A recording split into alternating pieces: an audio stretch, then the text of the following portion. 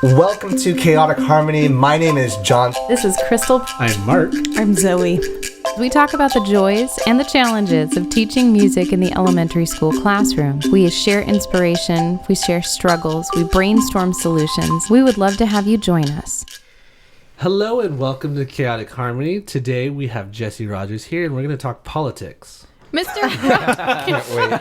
Let me crack my fingers. I was raised by conservatives. You better be ready. You wanted to see everyone's reaction for that. I mean, let's go with it. Keep on going. This is not an outtake. This is the thing. Can I just say I've been really excited to interview Mr. Rogers? Yeah. Yay! Oh man, first story or what? Hi. Hi. Can we do first story? What? First story? Yeah. Can we start with the first story? With the first story? Sure. Interrupt your intro. I mean, why not? So, We're already Mr. here. Rogers, right? You said you're excited. Yeah. So was I for like the first couple of years of my credential program. Like, oh, here we go. Like, I'm gonna become a teacher, and someday there's gonna be a kid that goes, Mr. Rogers, I get it. And so I just have this whole anticipation, and I'm all like pumped. And then I get into my first classroom. Here's the moment, everybody. Okay, I'm Mr. Rogers, and it's like crickets. Nobody knows who he is. No one knows. And I spent all those years worried for nothing, excited for nothing. What a sorry. letdown. Well, you I need to wear think- more cardigans and change your shoes in the classroom. Yeah. Obviously. No, it's Avi. Beautiful. It is Avi. Actually, I was watching Mr. Rogers with my daughter the other night. He had on Hillary Hahn, and then we watched another episode with Wynton Marsalis. Wow. So I watched Mr. Rogers. Yeah. My man. kids know who he is. Yeah. Well, Do they know who Wynton Marsalis is? well, I mean, my daughter's one, so no. But She knows now. yeah, she knows now. There'll be a test later. Jesse, we're so glad you're here. Oh, Welcome. man. Hi, Jesse. We want to learn a little bit about you, a little about your backstory, and so let's just kind of start with where you're from, kind of how you got into music, what was your music credential like, and like just everything about you in Who are this you? short time. So,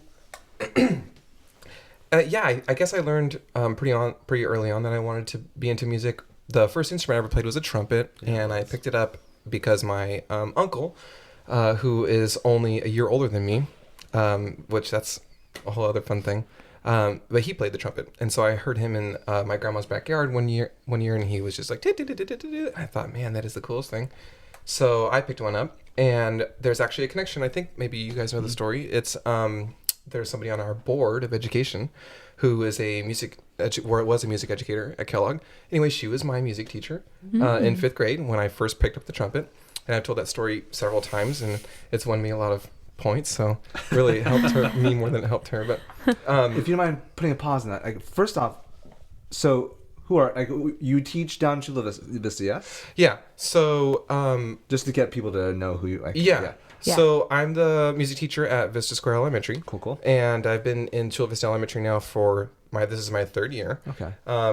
And I just do the same job you guys do at Vista Square, general music. So I don't have a pull-out program, and I don't specifically work instrumental or anything. So I'm just a general music teacher. Cool. Thank you. You can go back to the trumpet story. I want to hear it. So yeah, I was first started playing the trumpet in fifth grade in an instrumental pull-out program, and I think back to any of my experiences now as a music teacher. I think back, gosh, I must have been like one of those crazy kids that just was bouncing off of walls, and I just don't. It's weird because the concept that I have as a student to come like in her, I have no idea what her perspective was at all. Like when I was that age, I had no concept that she was a teacher, what it meant to be a teacher. And like I had this trumpet in my hands and I was just making funny sounds, but her job and how it was affecting me, I just had no clue of. So now that I'm a music educator, it's this full circle thing. It's this really special thing that hopefully we can talk about more throughout the day today. But so I played music, and I played music in middle school and high school and in college, and I got really into marching band. And I knew in high school that, okay, it was time to really start focusing on teaching, because I was just really impacted by teachers, as I think all of you were, right? I mean, probably some of the most important people in our lives are teachers.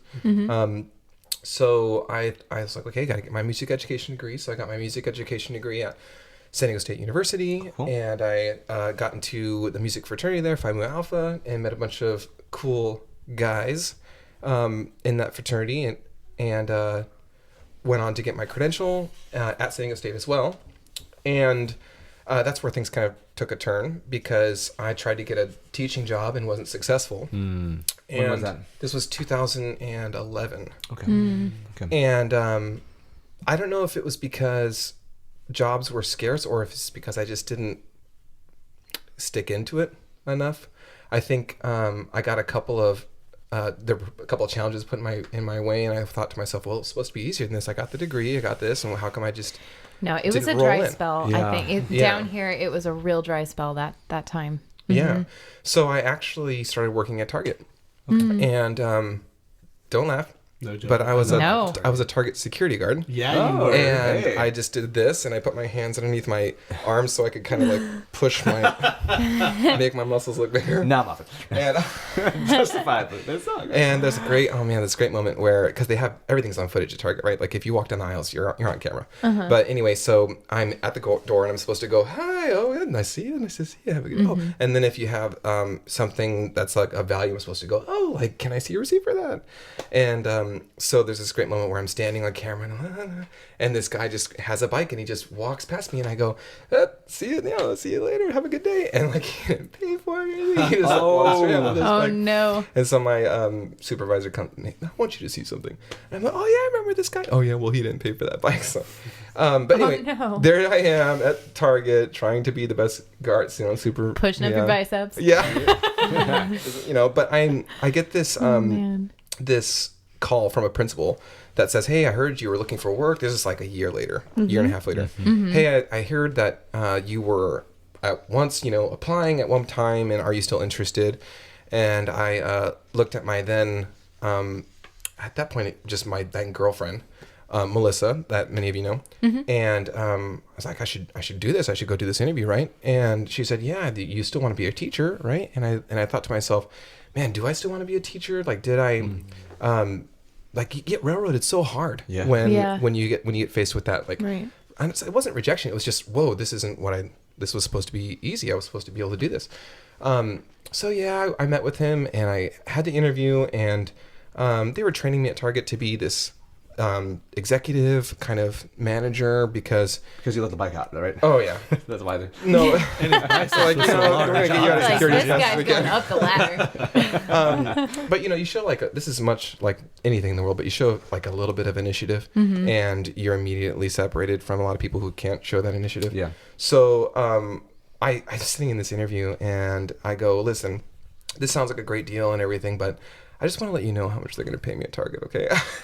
And I could just think this principal, whom, by the way, just was huge, and hopefully we can talk about them more too, but huge for my music career. But he looked at me, he was like, how much they're going to pay you at Target? What do you mean? Like, you're not considering still going back to Target, right? Are you? And I go, well, I don't know, man. I don't know if this position's, can you do better than what Target can do? And a couple of years later, I remember having that conversation with him, like, do you remember when I looked at you and was trying to leverage my salary at Target with like a teaching career? And he's like, yeah, that could have been a really bad decision for you.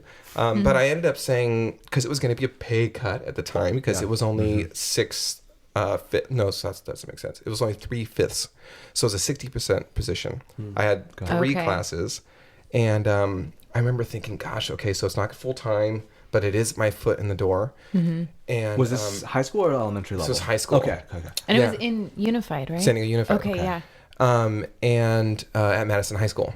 Okay. And so I took it, and it really was a good decision because I never wanted to not pursue teaching. Right. It was just this like, I don't know. I think I hit too much. It's not even too much because I've always faced a challenge in a strong way. It was just this like, man, I had put so much work into college and so much work into that prep. Yeah. And I didn't get a job, man. And I just was, Yeah. I think someone needed to pull me back in. So Dude, no, I understand. Yeah. Like, that was a brutal time period. So I graduated college in 2008, and I was ready, like, with my teaching credential in 2008, and there was nothing. Yeah. And I had done all this networking, and I had been kind of led to believe by my program at Point Loma and by my advisor, who had every reason to believe that what he was telling me was true at the time, that it would be easy, you know, that I'd have job offers on the table. And as you were talking about Target, Oh my gosh, I think I kept track, and I applied for 37 jobs that I got rejected for that year. Yeah. That summer, I pieced together 4 part-time ones, and so I would work 3 hours at each job and drive in between. And I had a rejection letter from Target that I kept for years. I got rejected from Target. I'm telling so you. at least you got telling hired. you. It was brutal out there, and that does a thing to a person. So good for you for toughing it out. But I mean, I get it. Like, you really do second guess yourself. Like, did I make a bad choice by not going into a STEM field and, becoming an engineer or whatever, Yeah. I think that applies for like every field, but especially teaching. Like, Yes. Or the we're arts, promised, I think, the in arts general. especially, but like we're promised, we go to college, we pay a big sum, and we're promised a job afterwards, supposedly, and then you're just dried up. And Yes. what now? Yeah, and you have student loans to pay, and you're like, oh my gosh, was this a bad decision? Yeah. Well, I Yeah. heard this a lot. I'm talking about me. Me as well. Well, I heard this a lot. I heard just by being in the program, we just put people in position. It was just like it's supposed to be here you go, here you go. And there were a few years where that was very true. Yeah. Where the director of VAPA for San Diego Unified was saying that, and it was true. But I had his number, and I called him when I was ready with my teaching credential, and he just said, these are hideous, hideous times. Yeah. And I'm having to let teachers go who have been teaching this district for more than 20 years. And I'm so sorry. Any other year in the last 10, I would have had a job for you. But no, it was rough out there. So this is the situation, I guess, when I'm first starting off as a teacher. I've been teaching for 8 years now. So back at that time, I'm 60%. I'm just working as hard as I can, and I just got this huge smile on my face because it's like, no way, it's happening. I'm doing it. And I think that really, struck a chord with I'll say clientele, but the students that I was working with at Madison, because there's this like youthfulness that I think you always have to hold on to as a teacher. But when you really are youthful, because I was 24, 25, and my hair hadn't receded yet, right? And I was still this dashing young man. It looks great. Yeah, you have styled it well. Hey. So, when you get up there, it's like, let's do this. And you have energy and spunk. That makes a big difference. So I guess just for anybody out there, like, try to hold on to that spunk as long as you can. I mean, some of the teachers we know that were in their 40s and 50s, I mean, they still had spunk, and it made a big difference, right? Yeah. So 60%. The next year I'm at 80% because my principal helps me to add a class at the high school level, which was cool. So now I'm at 80%, and I'm always just searching for that full-time position. Like, gotta get to full-time. That's the point, to be a full-time teacher. So the high school I'm working at has about 1,100 students. And I get to my principal and say, hey, like, what's the chances of full-time here? And he looks at me and says, then this is huge for me as an educator, and one of the things I wanted to share with you guys. He says, I'll give you I'll give you another class when you can give me 31 students signed up for that class. And I was, okay, sure. Like, I got this, I can do this. And so I went actively searching for students to join this class. And I'm like in the halls, hey, do you want to do a music class? Like, do you want to do music with me? Do you want to do music with me? And I go back to my principal. I was like, hey, I'm asking if they want to do a music class, but they're telling me, well, what kind of music class is it going to be? And he says, well, what kind of music class do you want it to be? And I thought to myself, well, I guess I want it to be like this, because that's the experience I had when I was younger. Or maybe like a band class. Let's open a band class or what. And he says, well, we can do whatever you want, but you just have to give me those students. And so I started to get into this back and forth with him, like, well, what do you mean give you the students? What if I give you a list of names that want to register for a class? How would they register? What is there even going to be built into the schedule? Like, what is this just words you're giving me, or is this like actually going to happen? Right. And I just started to see that it was going to be more than just giving him a list of 30 people, because that's not how education works, right? That class has to be actually offered to students, and it has to get billed into it has to be anyway. To open a section is not just, let's open this section of music. It impacts everybody else's schedule. And so it just became clear, like, hey, this is really just lip service. This is really just hope to see if you can keep working. And let's see how long it takes to figure it out. And I know this is painting it out in a really negative light, but that's just the reality of it. That's the reality of that high school level of teaching. It's like, you need to get the kids in your class. You need to recruit. You need to get your position to full-time. This isn't like, come and we're going to make you or into a full-time position. It's you make your position. And that sort of trial by fire, it just has helped me to become the teacher I am, because you guys have now seen that when I have an opportunity to, when I'm given an opportunity to build a program or start something, you guys have seen the kind of interest that I can get out of kids. And that doesn't come from nothing. That comes from having to make my program. Right. And that's something that I don't want any educator to have to go through. It's the worst. It's the worst to have to say, if you don't get your kids, if you lose enrollment, or if you can't keep your enrollment, then you're going to lose your class and lose your full-time position. That is the worst. Talk about anxiety. Talk about like fear. Just like, oh my gosh, is this going to be sustainable? Like always trying to, or every performance, every competition was like, if they blow it, or if I don't show well, are they going to leave my class? If they leave my class, I lose my position. If I lose my position, my wife's going to leave me, right? And it was like just boom, boom, boom, all this whole time. Yeah. So ultimately, I end up opening a couple of sections of music at the middle school around the corner.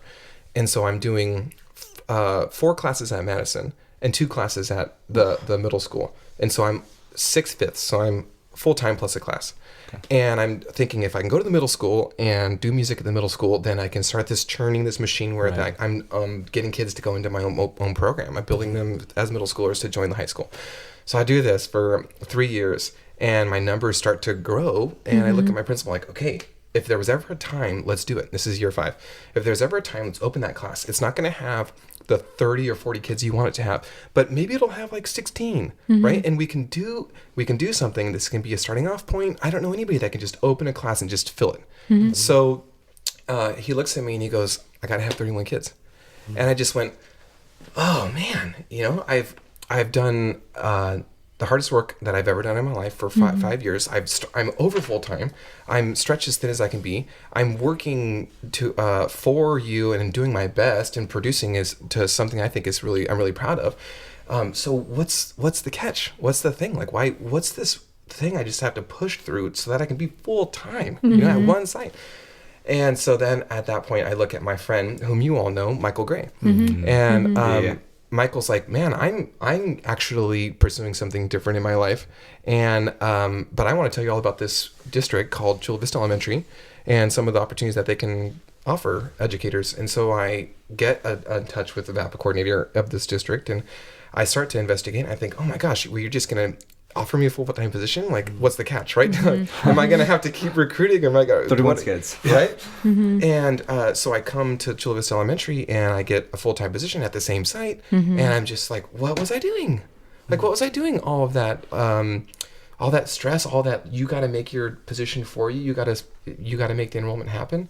And it's not that I didn't like the high school work. I loved it. I loved working with that age group.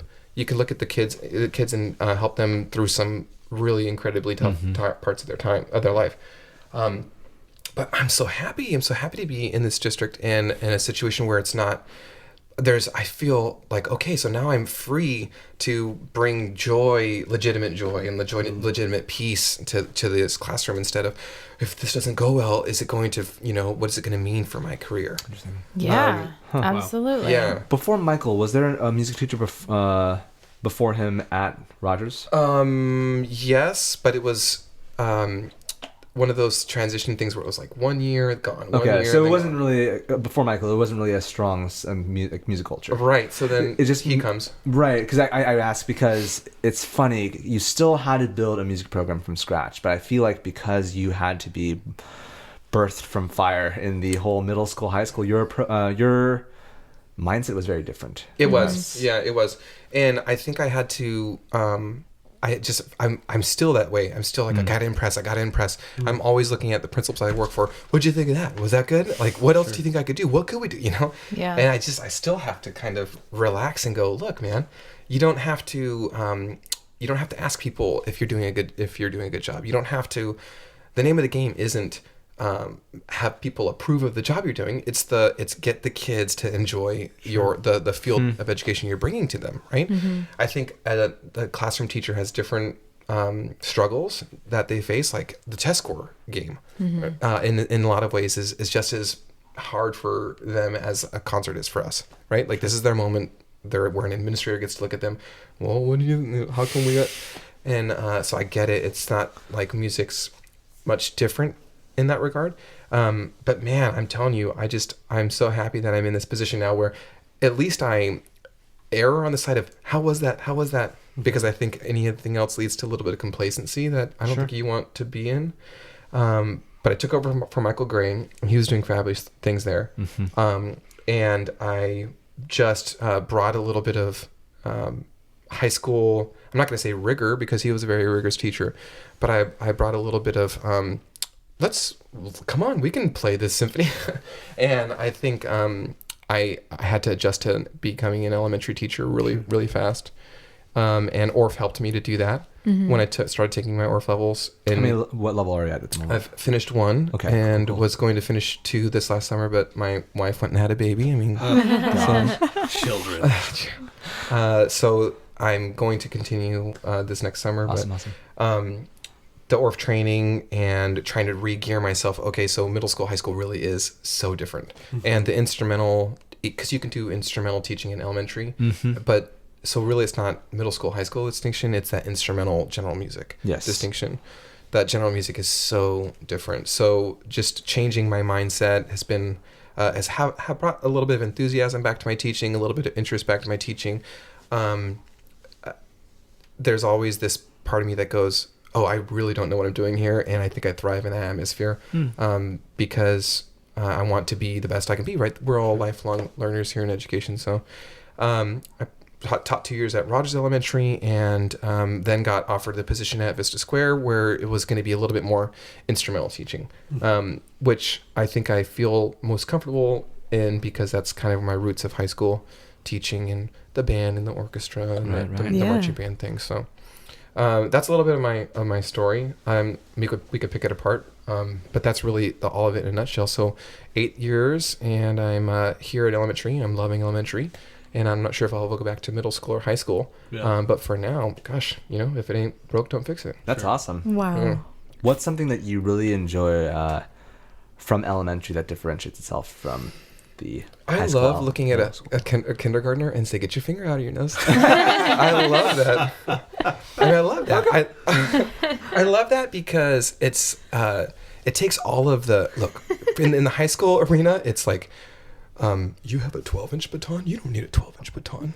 You could just need a 10-inch baton. You're using, it's like, sure. It's so stuffy. Yeah. And when you're in an arena where you're, if you're at a school that doesn't have this, we've been taking private lessons since we were in elementary school, right? Yeah. Like if you're in this position where you're just trying to take these kids who've never held an instrument and do something with them, and you bring them into this really high, like competitive atmosphere of, do you guys know about the festival? Yeah. You know what I mean? Oh, yeah. The whole thing, you guys know. Yes. So when you take a group that really doesn't know what they're doing into that atmosphere, it's just like squash. Yeah. It's toxic. It's toxic. And so if you guys know me, I'm this really goofy person. And I think kids, sometimes it works for me and against You're me, wearing but for the a most T-Rex shirt right Yeah, now yeah, for those yeah. who can't. Yeah. It's pretty amazing. It's legit. part. But yeah, this is a Christmas present for my wife. So Well done. I'm at the Good age where I job, just Melissa. want clothes, But yeah, I want to look at a kid and I want to go get your finger out of your nose. And I just think that because that brings me back to a youthfulness that I really enjoy. What else is really different, man? Well, before you could continue, I actually had a thought. Because you're saying how there's like the stuffiness and the rigor that's just can be toxic, as mentioned. Do you think that it's fixed? Do you think that middle school, high school needs to be that way? And if not, like, what do you think needs to get their finger out of the noses? Right. So what needs to happen is people need to realize that elementary really is more important than high school as far as music education goes. Hot take It is there. not- Whoa. Boom. It's not because it's because we're better by any means, right? Like I've taught all 3 of those levels now. Yeah.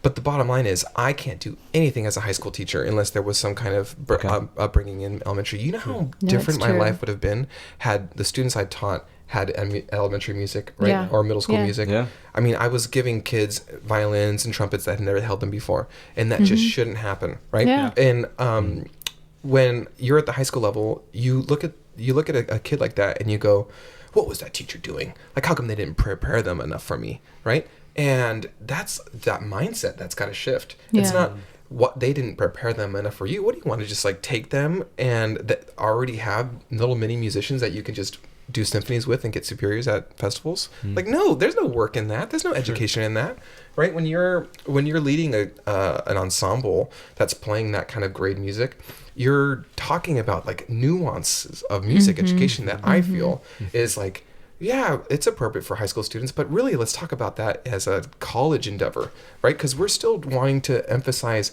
the real building blood, the real principles of music. And I think elementary, middle school, high school, it doesn't matter. We want to talk about that steady pulse. We want to talk about dynamics. We don't want to talk about that 8th note that you hit there, right? I mean, it's so stuffy. You know, It's so to me, it's the difference between teaching people to paint by numbers and teaching people to make masterpieces, beginning with a blank canvas. Yeah. And when you start with a really young child, you can make it part of the way they just, think and breathe and express themselves in a way that, when you put an instrument into the hands of a 5th or a 6th grader, there's so much that's already set.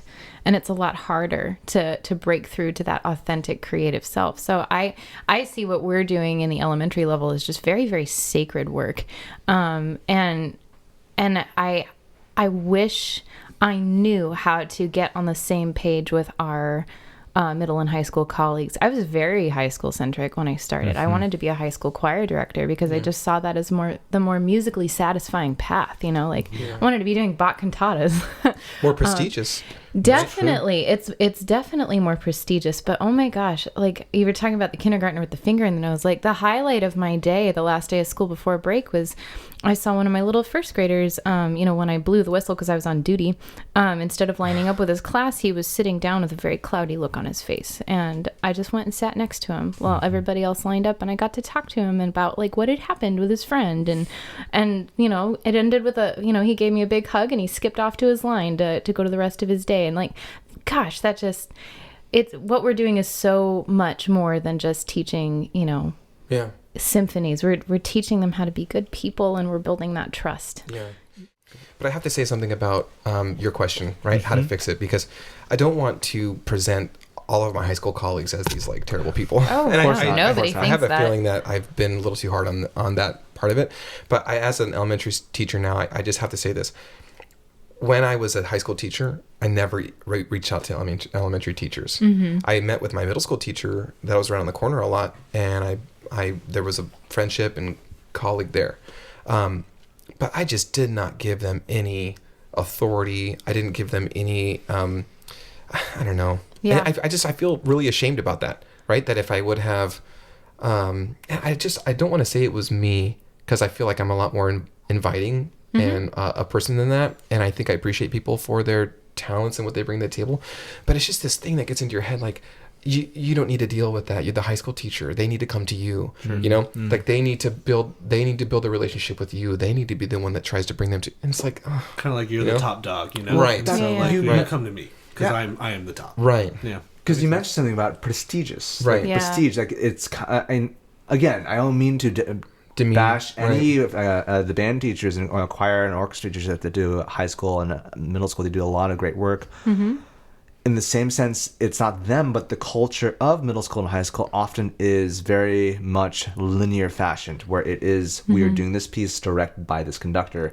And I think the competition even adds more to that, where it is going to be our school versus their school. Right. Yeah. Whether or Right. not you want it, that's how it is presented. Yeah. And you're saying you don't reach out, feel like unfortunate as part of the competitive nature. I wonder if there's a way to break from that. I think, but I've seen like what Jesse's saying about reaching out to the middle school teacher. Like they of course they're collaborative with each other. Yes. But I remember it was before you joined us. We had one meeting with some of the secondary teachers, yes. and it was really good to get to know them in their faces, and to like hear about what their programs looked like. But when we came down, we had just finished level 1. We were implementing ORF stuff for the first time, and we asked them, "What do you wish the kids knew?" And it was all about, like, I wish they were better at reading 16th notes. And I was like, you know, like I just deflated a little bit. It's like, no, but that's like, you can teach them how to do that in a couple of weeks, you know, if they can feel it and they can express it. Yeah. And she made a comment too about how a lot of kids dropped out of band because they weren't up and moving and experiencing music the way that they did in our music class. And my first thought was like, well, maybe change that. Because maybe let them move. Right. Well, and you're talking about like the feeling of music, right? And because when I was a high school director, the thing I loved doing was lifting my hand in a downbeat and just hearing this like really lush, beautiful chord come out. And I would do this thing with my face like, you know, and I would look at them all like, you guys, you know, like, and they're looking at me blank stares. What, you know? Yeah, okay, fine. Is this note, but, and I wanted to look at them like, right. And that's what that ORF thing is. It's all about. It's like, let's read this piece of poetry, you know? You were the one moving. Sure. You were the one physically reacting. They're playing one note and they're in their own little silo, which just really goes to show that when you are up and you are physically moving your body, whether it's conducting or moving or whatever it is, it's a completely different experience. I loved teaching kids how to be guest conductors when I had middle school and high school students, and they would just come out of it just glowing. They would eat it up. My goodness. 100%. Yes. And being wrapped around. So we put, sorry, I just thought of this, but I think it's relevant. So we put my 8-year-old in San Diego Children's Choir last year, and he is such a ball of energy and was not always the most cooperative choir member. It's like, I've said Gloria 8 times already. Oh my God. He just had to know everything. So it was a struggle, but they had their final concert at Copley Symphony Hall. And it was a long concert. Like those little first graders had to be on stage for a long time. And they get to the final number and they had all the children's choir members, K to 12, on stage, plus some instrumental players. And they did this beautiful piece at the very end. And he was sitting smack dab in the middle of the stage. And at the end, he just closed his eyes and then he turned around back to the audience and just sat with his little fists on his chin and didn't sing, just like soaked it up. And his director knew what he was doing. God bless Margit Worm. Like she just got it. I knew what was going on. My husband leaned over like, oh my gosh, she's not even paying attention. I'm like, are you kidding me? He has the best seat in the house. Don't ruin this. You know, like he's having a moment. Let him have it. And I want to know how to like translate that experience, you know, up. Because the kids are kind of encountering the magic of music and self-expression, you know, in our classes in elementary, and we're unlocking it with all the tools we've learned through ORF and other, you know, elementary Dalcrows, like all these methods we're learning. Like how do we release that and even have the language to express that to our secondary colleagues? Yeah, well, and I guess one more thing here. I'm not sure how much we want to continue riding this, but all the way. Bring so it. The performance, right? The secondary performance, when you are in a concert and you have your program and it's like this piece, you get into this trap, like all of us get into, where we have too much to do. We're too busy, right? So if the middle school or the elementary school wants to do something with us, then they're going to figure it out and they're going to bring it to us. We're just too busy for that. And like, let's just get something really clear here. Any of us can put ourselves in that position. It doesn't matter, elementary, middle, high school. Yeah, we're all too busy. We're all too busy. If we want to be too busy for something, we are just too busy for it. So I think it has to go down to every level. I have to make myself not so busy, and the high school teacher needs to make themselves not too busy too. And we have instrumental programs. Like, we'll please play some half grade 1 stuff with your ensemble. Why don't you do a dance with us, right? Like, I don't know. I think there's a little bit of give and take we can do that, because really, as a high school director, or as a previous high school director, if you would have asked me, 6 years ago, do you want to come do this dance with us? I would have been like, no. Yeah. No, but do you want to play this piece? You can play this piece with us, You can sit in between my ensemble, and it'll be really great for your kids, right? Yeah. Like, well, maybe we got to, reach across from both sides, I think. for that. Now my wheels are turning. You know, the middle school. To be continued. Yeah, Yeah. the middle school, man, that's such a sweet spot. Sure. I love middle school kids.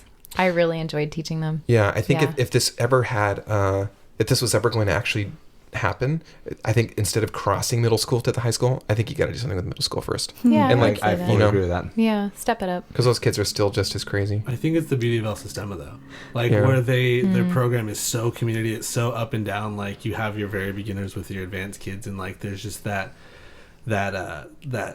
value of just everyone's in this together making music. Yeah. And so if we were to adopt something along those lines, or just try to mimic that, you know, of like it is from our 5th graders just starting, our 4th graders just starting, to that 12th grader who's been doing this for such a long time, but like they're making music, and that's like the end goal, is just to make music and to be musical and to express that through that. So I just think El Sistema's got it right in that way. Well, you kind of touched on, because of that, the administrator mindset, and what a difference that makes.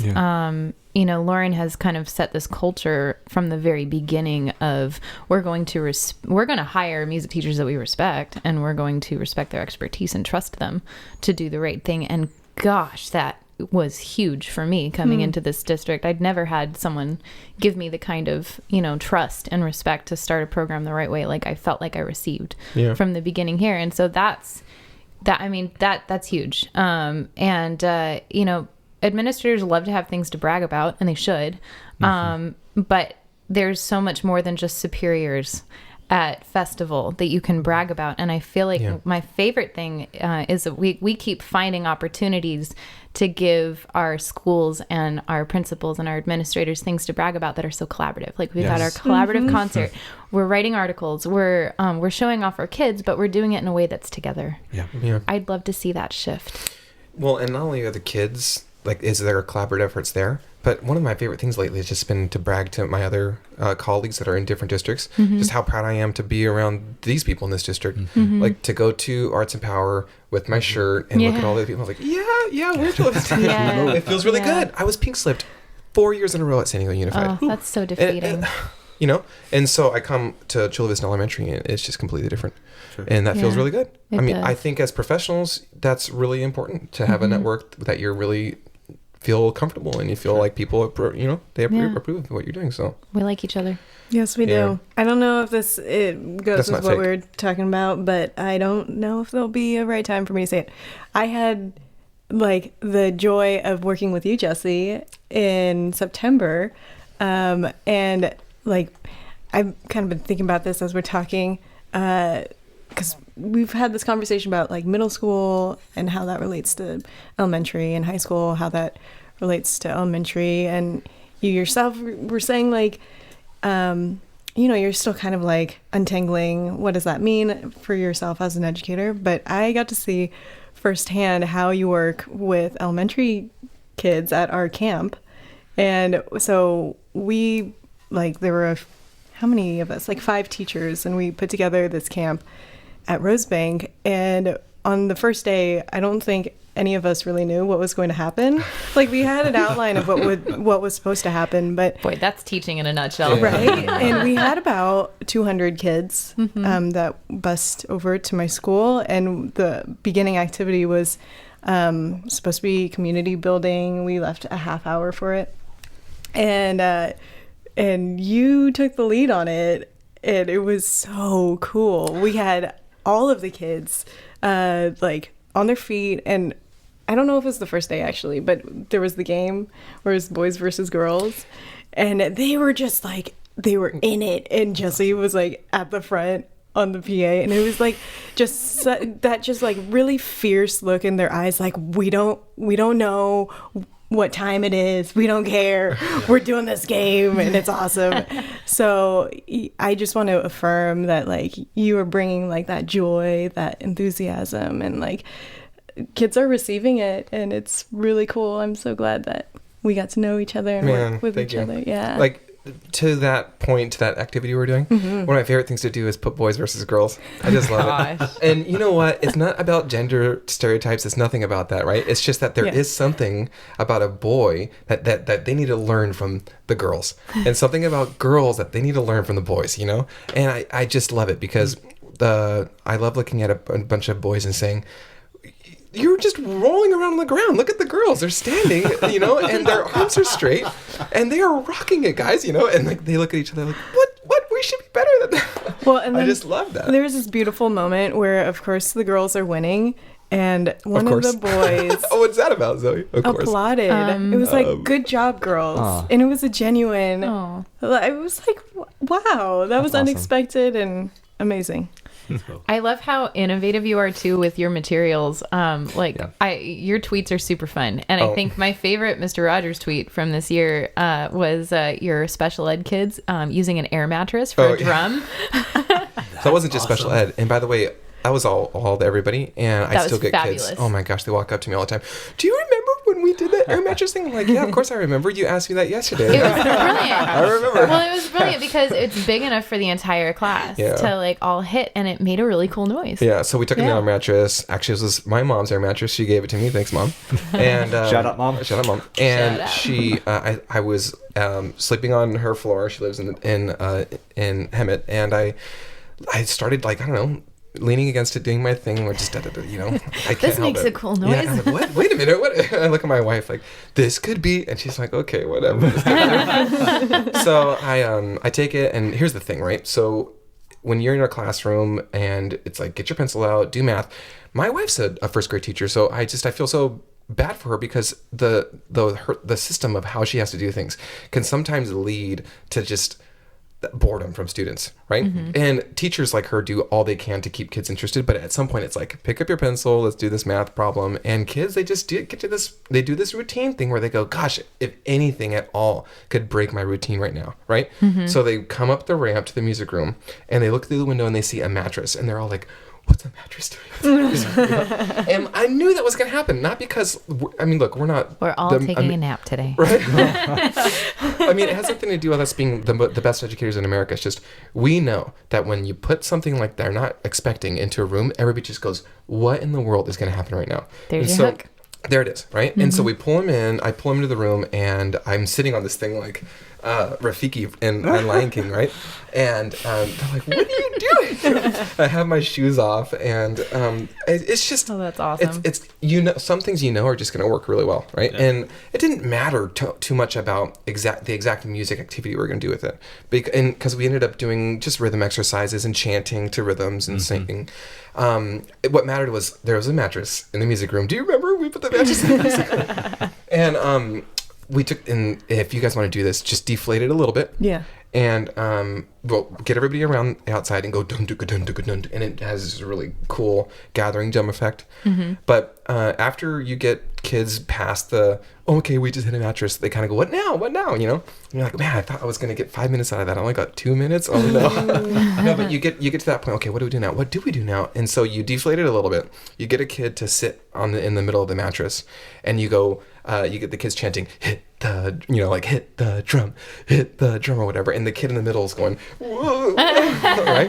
And then they're like, I want to be the one in the middle, and I get them saying, if we don't hit together, that person's not going to fly very high. So we got to hit at the same time. You know what I mean? And so they're bouncing up, and then we get to the thing where we put our fingers underneath the mattress. We lift the mattress, lift them, and then we do it. I go, just this high, we're not trying to hurt ourselves. And so they're lifting the mattress, right? And then we drop it together. Anyway, it's just a really cool thing. That is amazing. Yeah. It was a lot of fun. That is fabulous. It was super cool. Please do that for Chapter Share. Oh yeah, of course. I'm serious. Actually. Yeah. Yeah, it worked out really great. Yeah. That's also a great community building thing. Yeah. Like, totally. You have those classes who they struggle working together. Yeah. But, like, if they want to be successful with this mattress, they have to work together. Yeah. They can't have that one kid who's like, yeah. Right. And how many times is the tiniest person in the room? You should know, right? How many times is the tiniest person in the room pointed at because they're tiny, over here. right? Yeah, right. And they're always like, "Oh yeah, you're the tiny," So and but for just a second, that person, they all go, "You should go on the mattress because you're gonna fly like crazy," So that tiny person gets put on the mattress, and they're just like, "Oh, okay, here we go." Yeah. I just love it. I love that. So anyway, try the mattress thing.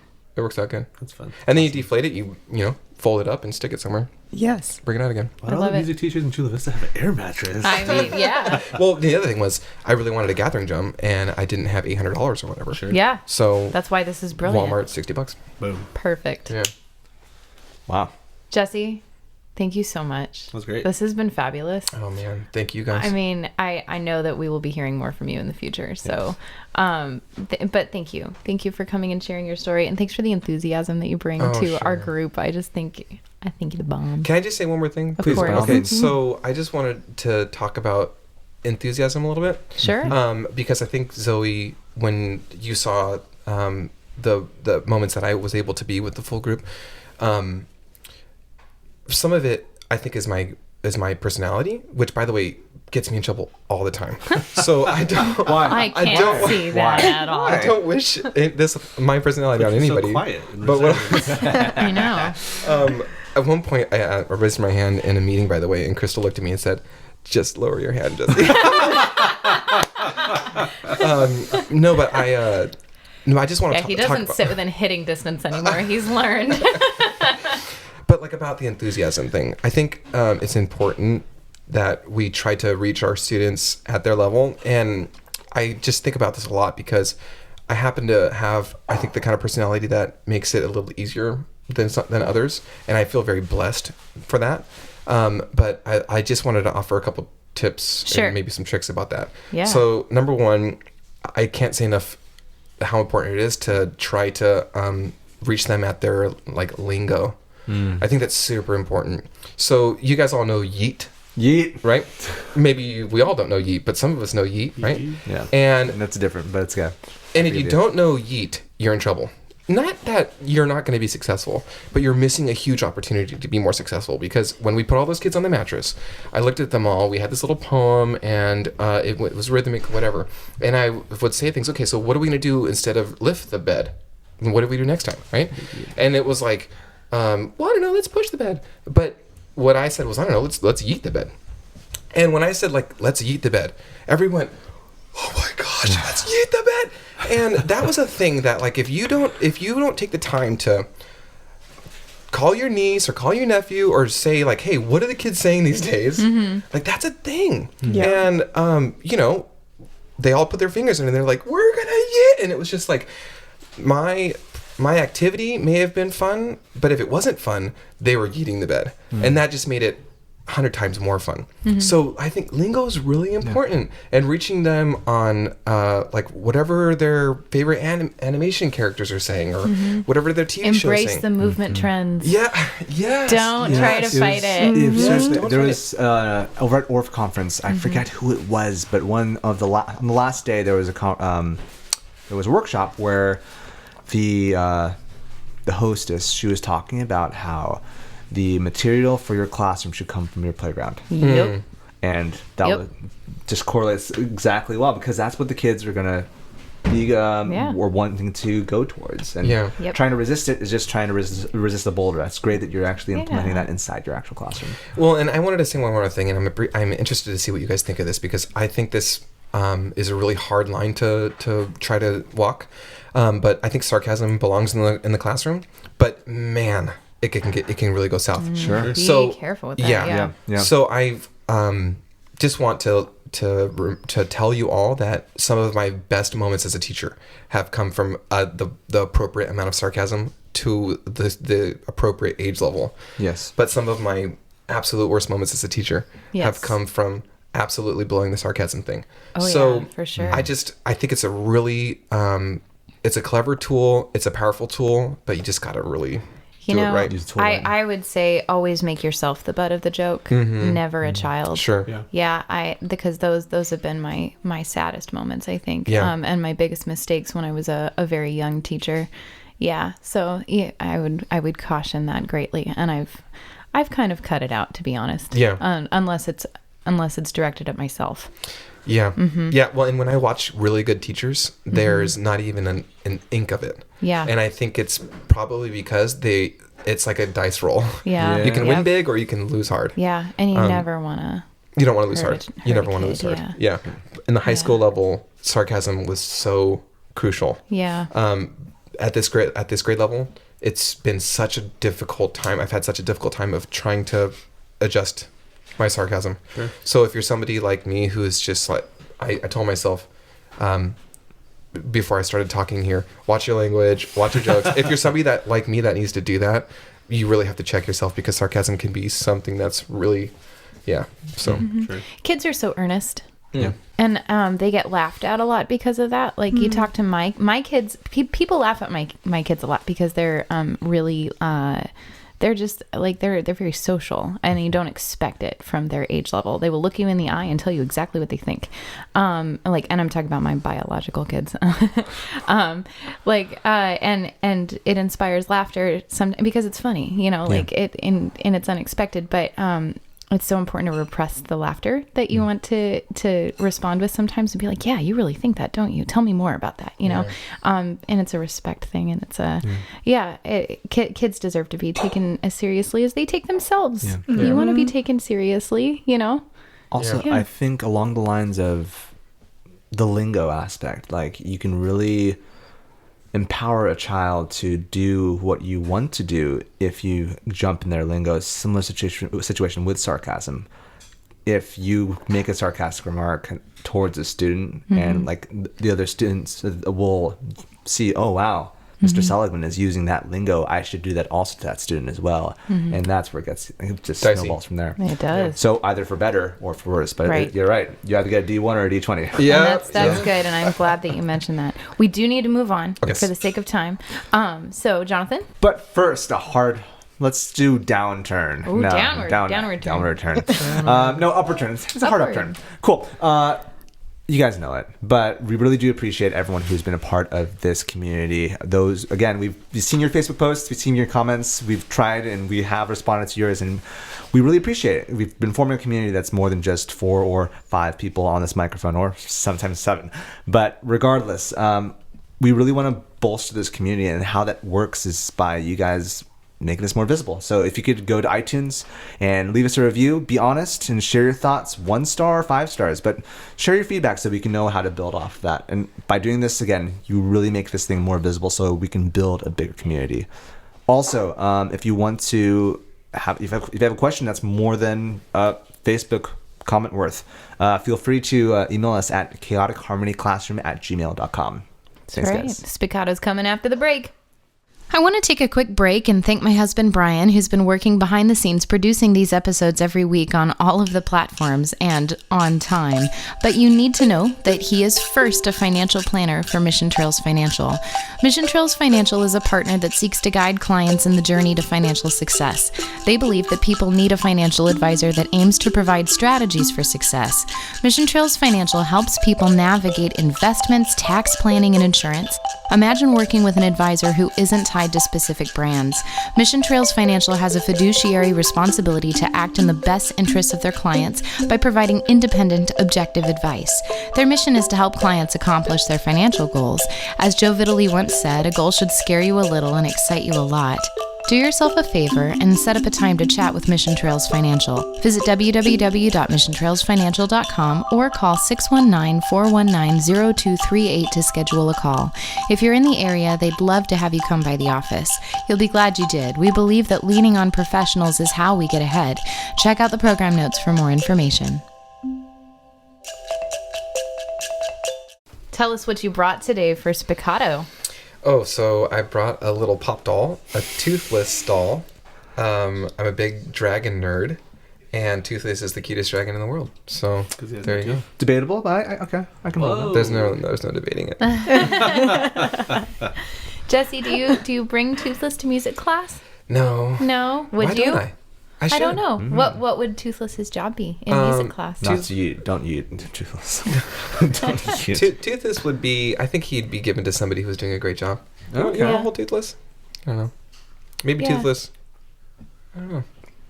I think you do vocal exploration with it for sure, but maybe actually Arioso. Like make him fly? Make him fly, but also... So what I do in my classroom is to take a little owl puppet, and we do like neutral vowels, and they sing with that, so it's just another way for the kids to encourage improvisation via a puppet. I don't think Toothless makes an ooh sound. It's been a long time since I've seen How to Train Dragon, but Yeah, I think you do improvisation through Arioso with this guy. You know, I am also thinking what I really would do is talk about his tale. And I think I'd probably turn it into some kind of, I guess, lesson on acceptance and you know what I mean? Yeah, like how they're different. Yeah. Okay, so for those that don't know the story, he's missing half his tail, right? And he has to have a prosthetic. So like I really actually love that, like kind of an adaptability. Yeah, inclusiveness kind of thing. Yeah. I think I would go along the lines of like bringing him in as a mascot for songs that you have to sing high. Like you're flying high. Yeah. Because I've had, like, what was it? I think it was fourth graders, and we did the I Dig Pizza. Dun, dun, dun, dun, dun, dun, dun, dun, dun, dun, dun, dun, dun, dun. I don't think, if you haven't done level 2 with us, that probably made no sense to you. Anyway, so anyway, there's a high D in that song, and they would always kind of like shy away from it. But I'd be like, oh, well, we can only get it out, like the Toothless out if you guys actually sing it, that, you know, like dragon. Dragon. Oh, hey, there you go. Yeah. Well, you know, the other thing is Toothless leads the dragons. That's true. So you could give it to somebody who's like, you got to lead us. You got Toothless. Yes. I like Actually, it. with the whole topic of tail, I may change my idea. Writing it. Some of us haven't had one idea. writing a piece, like a short little Orff piece that you have based off of. Shh, it's quiet hours. Writing a short Orff piece off of Toothless and having that be like using the Toothless, the pop up to kind of segue into the piece. I like the idea of using the inspiration of a dragon for flight in general, because it's different than the flight of a bird. They're more substantial and muscular, so kind of visualizing what the wings would feel like and getting a different kind of lift and glide. There's more resistance there, so Less grace, more power. yeah. And I think using that idea is you can also use Toothless as an example of like how a dragon walks. And so like they walk very different. And so like if you show a clip from How to Train a Dragon on how Toothless moves, like he has the flight, so you can use that for your levels. Like if you want to teach the concept of like powerful, like high movements, and then you can have powerful low movements too. He can be a mascot for that. That's great. We got a lot of inspiration out of Toothless. Hey. So Jesse, you've brought us our round of the week. Round of the week. What is this piece? This is Dona Nobis Pacem, Okay. which stands for Grant Us Peace. And every every Catholic Mass has a portion in the Mass that's called Dona Nobis Pacem. And there's several that are just wildly popular. So if you ever search Dona Nobis Pacem, don't be surprised if you get a bunch of results. It's like searching Passacaglia or something, right? Or Gloria. Right. But this particular one is one I fell in love with. It's beautiful. It's in 3/4, which for whatever reason is a meter that my soul connects with. And yeah, I just love it. I hope you guys like it too. And if you maybe you've heard it before. Have you heard it before, John? I have, yes. Yeah. Yes. I don't know. You guys want to do E flat?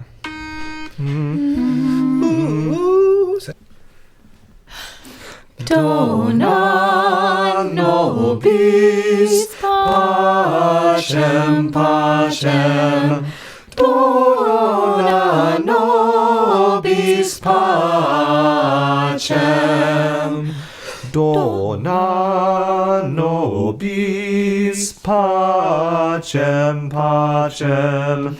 Dona Nobis Pacem.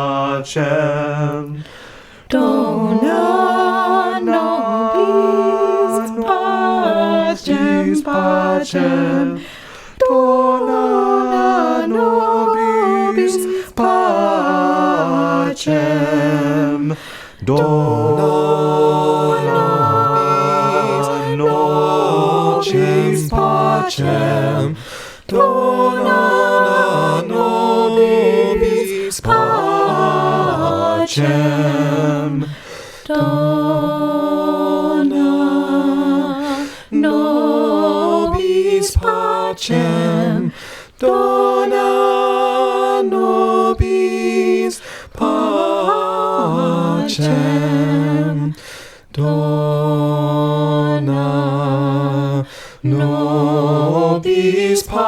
Pacem, Dona, Nobis, Pacem. Thanks, Jesse. Lovely. That's awesome. Jesse, do you have a Twitter that you tweet at? Yes, at Jesse Rogers Jr. Nice. Jesse, Jesse Jesse, yes. Jesse. Mm-hmm. Yeah. Zoe. I'm at Ms. Kumagai. I'm at Finny Vappa. I'm at Mr. Keehmer. I'm at Mr. Seligman, MrSeligman. Also, you can find me on the Instas as well. Same thing. Plus, if you want to follow us, Chaotic Harmony, on Twitter, you can also follow us, and also Instagram. Twitter, it is at CH Classroom, and the Instas, same thing, or no? Yeah, at same. CH Classroom. Yes. Yep. Find us at Chaotic Harmony on Facebook and YouTube, and thank you. Thank you. Thanks, Jesse. Guys. Bye. Thanks, Jesse. The Chaotic Harmony podcast is a joint project between Crystal Pridmore, Jonathan Seligman, Zoe Kumagai, and Marc Keehmer. You can find us online at chaoticharmonyclassroom.com. You can email us at chaoticharmonyclassroom@gmail.com and let us know what you think. Give us feedback about what you would like to hear in future episodes. We're on all the socials. Find us on facebook.com/chaoticharmonyclassroom. You can find us on Twitter at @CHClassroom, Instagram at Chaotic Harmony Classroom, and you can even find our episodes on YouTube. Chaotic Harmony is the name of our channel. Special thanks to Bryan Pridmore for his help with production and equipment. www.pridmoria.com.